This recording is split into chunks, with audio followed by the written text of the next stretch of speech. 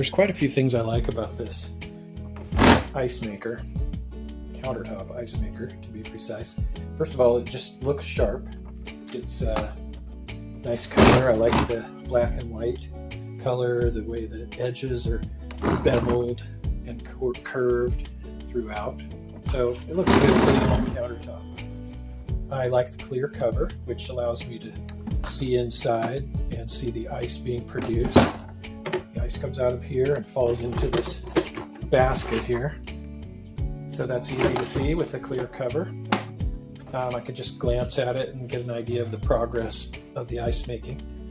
The controls are simple, as the product posting says.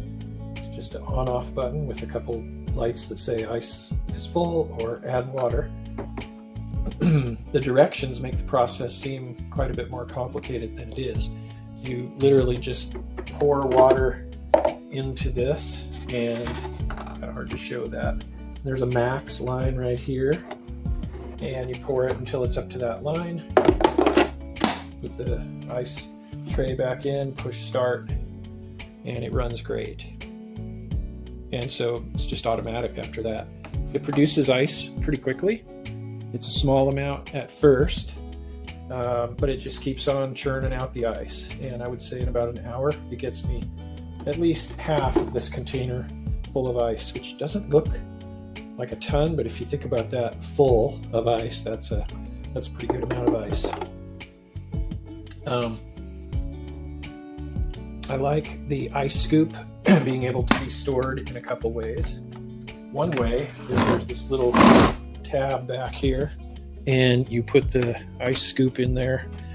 I don't really like that because it sits at an angle and it just looks like it could fall out super easily. But what I do like is the suction cup hook that comes with it, and the scooper can just sit on the side.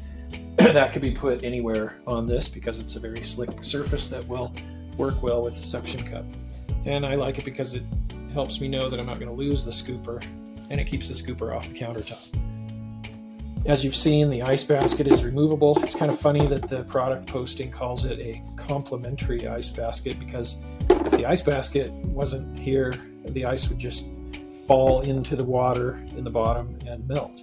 So, I mean, I wouldn't call that complimentary. I'd call it absolutely necessary. But it does work. It's easy to take in and out. The drain is easy to get to. It's on the bottom here, and you just pull that out. Not really sure why there's two holes, but it seems pretty sturdy and not something that's going to break easily or dry up easily and stop plugging the hole. There's a few things to consider about this machine. The ice it produces, they're not large cubes like would come in an ice tray that you put in the fridge, or even the half circle ones that come out of a lot of refrigerator ice makers, but it's more of a crushed or nugget like ice, which I'll show after I power this up and run it for a while in another video. But it's more the kind you get in a soda from a fast food place. So I like to chew ice, so it's nice to munch on this kind of ice that isn't super hard.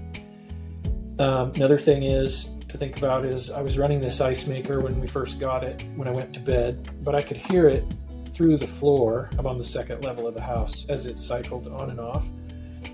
Now I'd probably get used to it, but that night I had to turn it off because after I heard it a few times, I knew I wasn't going to go to sleep easily. So I would say it's not loud enough to interfere with conversation, but it's definitely not quiet. So in a quiet house, it is noticeable.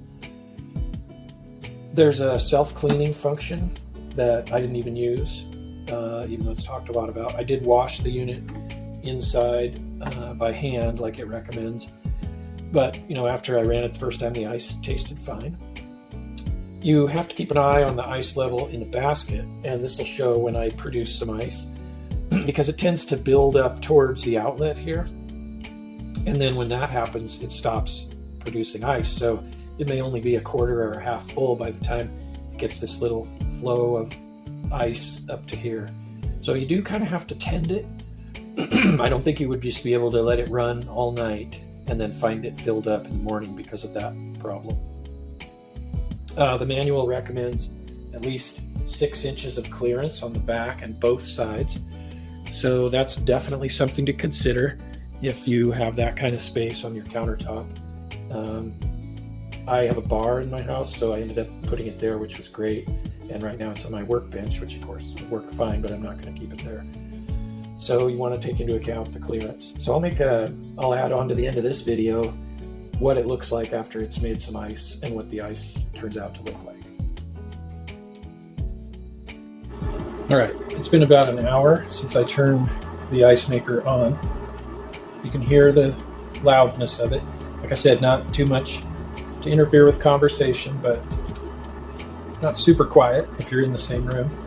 But the main thing I wanted to show is you can see the ice builds up to the place where it comes out. And pretty soon I'm going to get the light saying that it's full, because this will be solid enough that it'll block the opening. And the machine will stop so it doesn't hurt anything, but you do have to pay attention so that you don't end up with not getting the amount of ice you want to get. And so in about an hour, I'm going to move this now and then show. Here's the container. I'd say that's about half full of ice, and you can see the little pieces that it makes. So what I'm going to use this for, I think it's going to be great for when we have company or a party or something. You just have to fire it up a couple hours before people come over and leave it running. And this will be an easy source of ice besides the fridge for people to help themselves.